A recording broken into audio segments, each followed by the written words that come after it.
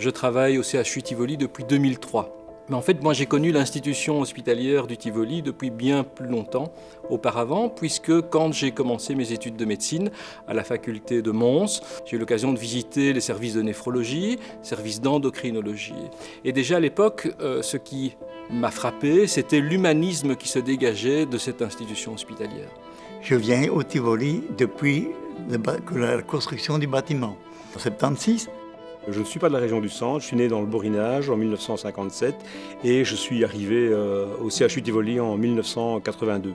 L'hôpital Tivoli, ça représente pour moi un hôpital important dans la région du Centre, mais aussi pour les enfants prématurés, car moi-même j'y suis né ici en néonate. Tivoli pour moi, c'est la famille, parce que Tivoli c'est une grande équipe, c'est une grande famille et c'est dans la famille qu'on trouve le succès. Quelque chose qui m'a frappé et pour lequel je suis assez fier en tant que chef de service, j'ai été nommé chef de service en 2017, c'est l'évolution du service et en lui-même une augmentation du nombre de personnes qui y participent avec des engagements actuels et des engagements futurs proches qui vont se faire. Moi je suis très satisfait parce que partout où je dois me rendre en consultation, je suis toujours bien reçu partout et on s'occupe très bien de moi, sans aucun problème, que ce soit humainement, professionnellement. En 1982, j'ai été engagé dans un hôpital en crise. J'ai vu à mon arrivée des licenciements.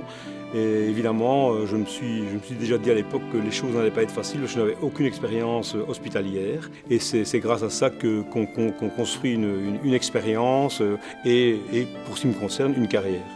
Au-delà de l'aspect médical, mes parents m'ont toujours clairement dit que les infirmières et les infirmiers étaient vraiment d'une gentillesse extrême, parce qu'évidemment j'étais sous respirateur pendant un certain temps. Je pourrais vous raconter les fêtes du personnel, les Saint-Nicolas, les grands moments comme les mauvais moments. Je pense qu'il y a eu de mauvais moments, mais les grands moments ont été beaucoup plus nombreux que les mauvais.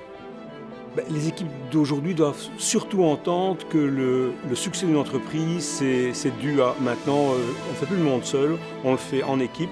Alors le message que j'aurais à leur transmettre, c'est d'apprendre à se connaître, d'apprendre à vivre ensemble et se dire que le succès, il sera tout le temps partagé entre tous les acteurs de l'hôpital, tous les métiers confondus. Et je pense sincèrement que l'ensemble de ces valeurs, de ces capacités de pouvoir collaborer constitue pour moi un état d'esprit, une synergie entre l'humain et l'innovation. Et c'est vraiment ce qui me motive chaque jour à venir travailler.